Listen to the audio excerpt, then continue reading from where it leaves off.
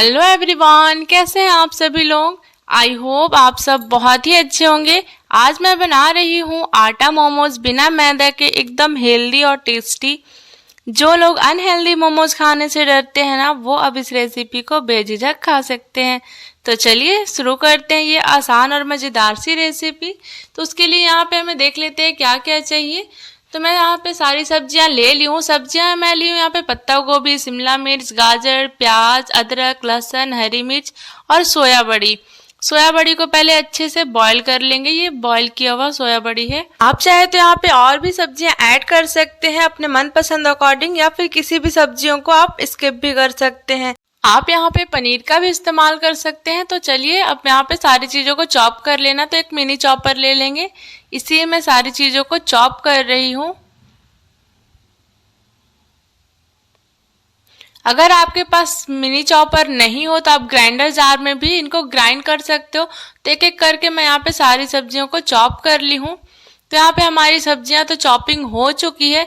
आप वीडियो को बिल्कुल भी स्किप मत कीजिएगा, नहीं तो आपका मोमोज खराब बन सकते हैं अगर आप वीडियो को अच्छे से नहीं देखेंगे तो चलिए स्टफिंग बना लेते हैं। तो एक कढ़ाई चढ़ाकर ऑयल डालेंगे। ऑयल को गर्म होने के बाद यहाँ पे लहसुन, अदरक और हरी मिर्च जो मैंने चॉप करके रखे थे वो डालना है। उनको थोड़ी देर के लिए हमें सॉटे कर लेना है। उसके बाद यहाँ पे बारीक चॉप किए हुए प्याज को भी डाल देंगे। प्याज का कलर जब चेंज हो जाएंगे उसके बाद बाकी का सारी सब्जियां हमें यहाँ पे डाल देना है। सब्जियां मैं यहाँ पे ली हूँ पत्ता गोभी, शिमला मिर्च, गाजर, सोया बड़ी। अब साथ ही यहाँ पे नमक डालेंगे, काली मिर्च पाउडर डालेंगे और 1 चम्मच यहाँ पे सोया सॉस डालेंगे। और सारी सब्जियों को हमें 1 मिनट तक अच्छे से पका लेना है। इसका क्रंच हमें बिल्कुल भी ख़त्म नहीं करना है, बस सब्जियां हल्का सॉफ्ट हो जाए, बस इतना ही हमें सब्जियों को पकाना है। तो 1 मिनट लग जाएंगे, 1 मिनट से ज़्यादा हमें नहीं पकाना है। तो 1 मिनट के बाद ये देखिए यहाँ पे सारी सब्जियां थोड़ा सॉफ्ट हो गए हैं। तो अब यहाँ पे हम क्या करेंगे ना, एक कॉर्नफ्लोर का स्लरी डालेंगे। इससे क्या होगा ना, हमारी सब्जियां में एक अच्छी सी बाइंडिंग आ जाएगी। जो मोमोज फट जाते हैं, पानी पानी हो जाते हैं ना, वो बिल्कुल भी नहीं होंगे और हमारा मोमोज एकदम जूसी बनकर रेडी होंगे। तो आप कॉर्नफ्लोर का स्लरी जरूर डालिएगा। अगर हम सब्जियों से पानी निचोड़ कर बनाते ना तो सब्जियां एकदम ड्राई ड्राई ऐसा हो जाते हैं और टेस्ट अच्छा नहीं आते हैं, सारा टेस्ट खत्म हो जाता है सब्जियों का। तो यहाँ पे कुछ देर तक कॉर्नफ्लोर डालने के बाद 1 मिनट तक हमें पकाना है और यहाँ पे अच्छे से हमारा कॉर्नफ्लोर थिक हो जाएंगे सारी सब्जियों के साथ। तो लगभग आपको 1 मिनट लग जाएंगे इनको पकाने में। और ये देखिए 1 मिनट के बाद हमारा सब्जियां थिक हो चुकी है। तो अब मोमोज का टेस्ट 2 गुना बढ़ाने के लिए मैं यहाँ पे क्या डाल रही हूँ, ऑरिगेनो आधा छोटा चम्मच डालेंगे, 1 चम्मच पेरी पेरी मसाला डालेंगे और फ्रेश कटा हरा धनिया डालेंगे और सारी चीज़ों को अच्छे से मिक्स करेंगे और गैस का फ्लेम ऑफ कर देंगे। और स्टफिंग को हमें एकदम ठंडा कर लेना है, तभी मोमोज में भरना है। अगर गर्म स्टफिंग भरेंगे तो मोमोज अच्छे से नहीं बनेंगे। तो आप पहले स्टफिंग को ठंडा कर लीजिएगा। तो यहाँ पे हमारा स्टफिंग बनकर रेडी हो चुका। अब इनको हमें साइड में कर देना और यहाँ पे मोमोज के लिए चटनी बना लेना है। तो एक पैन लेंगे, उसमें टमाटर और सूखी लाल मिर्च डालेंगे, थोड़ा सा पानी ऐड करेंगे इसमें और यहाँ पे हम टेस्ट के अकॉर्डिंग नमक डाल देंगे और सारी चीज़ों को अच्छे से हमें पका लेना है। टमाटर जब तक कि अच्छे सॉफ्ट ना हो जाए तब तक हम टमाटर को पकाएंगे और कुछ देर में ही हमारा टमाटर अच्छे सॉफ्ट हो जाएंगे। तो क्या करेंगे, ऊपर वाले जो छिलके होते हैं इनको हमें निकाल लेना है इस तरीके से। उसके बाद यहाँ पे वापस से हमें कॉर्नफ्लोर का स्लरी डालना है। इससे हमारा चटनी एकदम मार्केट जैसा लगेगा, बहुत ही अच्छा टेस्ट आ जाते हैं और चटनी का थिकनेस भी बढ़ जाती है। तो यहाँ पे स्लरी घोल कर हमें कॉर्नफ्लोर का डाल देना है। उसके बाद यहाँ पे हम क्या करेंगे ना, 1 छोटा चम्मच चीनी डालेंगे सारी चीज़ों को बैलेंस करने के लिए। तो यहाँ पे मैं चीनी डाल रही हूँ और साथ ही यहाँ पे 2 चम्मच विनेगर डालेंगे और सभी चीज़ों को अच्छे से हमें मिक्स करते हुए पका लेना है। 1 से 1.5 मिनट तक हम यहाँ पे और पकाएंगे टमाटर को। और ये देखिए 1 से 1.5 मिनट के बाद हमारा टमाटर बहुत ही अच्छे से पक चुका है। अब इनको हम ठंडा कर ग्राइंड कर लेंगे। गरम में हम नहीं पीसेंगे जब तक कि ये ठंडा ना हो जाए।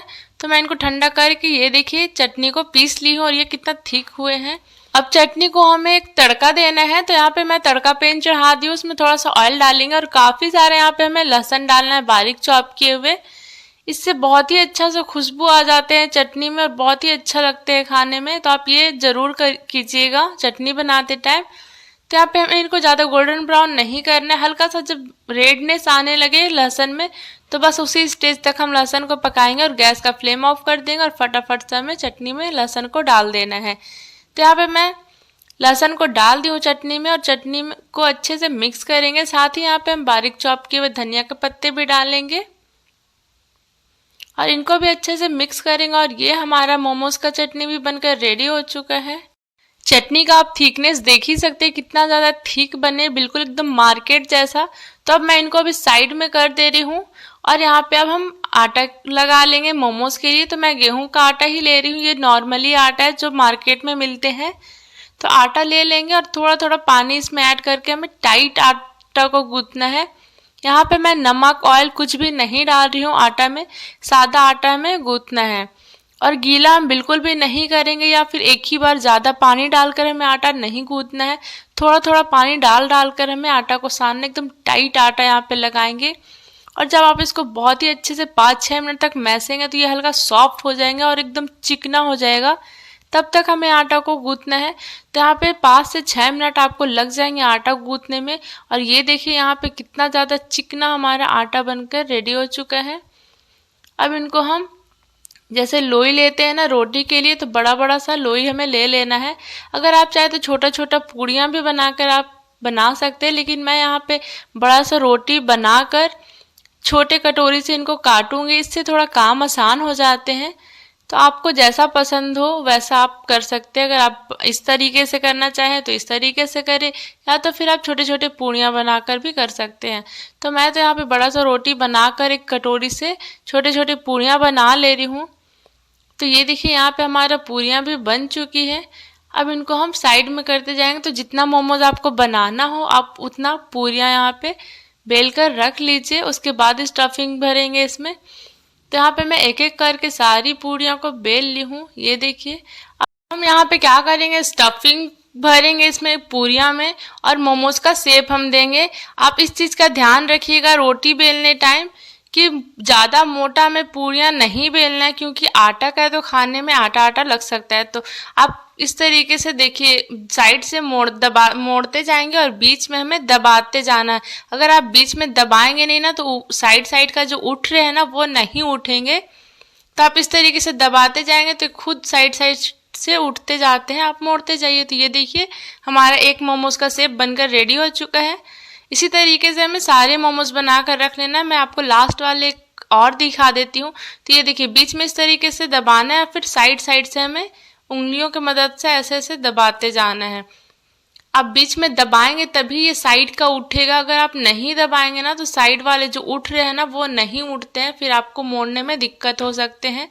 तो ये देखिए आप जो चाहे वैसा आप शेप दे सकते हैं मोमोज का। तो यहाँ पे हमारा सारा मोमोज मैं बनाकर रख ली हूँ। अब मैं इनको स्टीम करूँगी। तो स्टीम के लिए मैं एक जाली वाले जो होते हैं जाली वो ली हूँ। इससे दूध दूध ढका जाता है ये जाली से, वही जाली है मेरे पास। अगर आपके पास स्टीमर हो तो आप स्टीमर ले लीजिएगा, या तो फिर आप डलनी का भी इस्तेमाल कर सकते हैं जो जाली वाले होते हैं।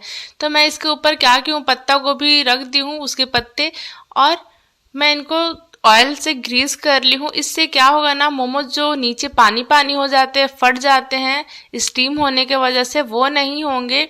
और ये पत्ता गोभी का जो टेस्ट है ना मोमोज में आ जाते हैं, वो काफ़ी अच्छा लगते हैं। तो आप चाहे तो पत्ता गोभी नहीं भी रख सकते हैं, ऐसे भी स्टीम कर सकते हैं। अगर आपके पास हो तो आप ज़रूर पत्ता गोभी में ही स्टीम करें, उससे अच्छे बनते हैं मोमोज।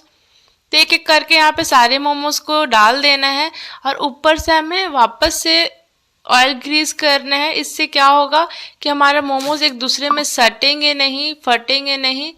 तो यहाँ पे हमें सारा मोमोज को ऑयल से ग्रीस कर लेंगे, उसके बाद हम इनको स्टीम करेंगे। तो मैं पानी चढ़ा दी हूँ बॉयल होने के लिए और इधर ऑयल ग्रीस कर रही हूँ।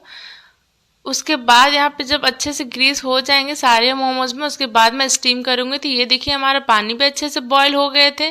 अब यहाँ पे मोमोज को रखेंगे, वापस से हम इनको कवर करेंगे और यहाँ पे हम 20 मिनट के लिए इनको स्टीम करेंगे मीडियम फ्लेम पे।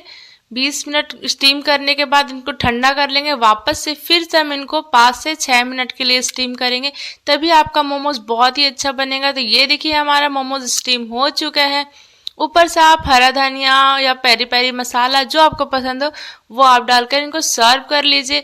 और बहुत ही सिंपल था बनाना, आप देख ही सकते हैं। तो ये हमारा मोमोज बनकर रेडी हो चुका है। अगर आपको मेरी वीडियो अच्छी लगी हो तो वीडियो को प्लीज लाइक शेयर कीजिएगा। चैनल पे नए हैं तो चैनल को सब्सक्राइब कीजिएगा, साथ ही बेल आइकन दबा दीजिएगा ताकि मेरी हर न्यू रेसिपी की नोटिफिकेशन आपके पास पहुंच जाए। तो ये देखिए, मैं आपको एक बार मोमोज को तोड़ कर दिखा देती हूँ। कितना जूसी हमारा मोमोज बनकर रेडी हुआ है, ये देखिए। और ये बहुत टेस्टी बने थे। आप ये इस रेसिपी को जरूर ट्राई कीजिएगा और मुझे कमेंट बॉक्स में जरूर बताइएगा आपका मोमोज बना। तो चलिए हम फिर मिलते हैं नेक्स्ट वीडियो में।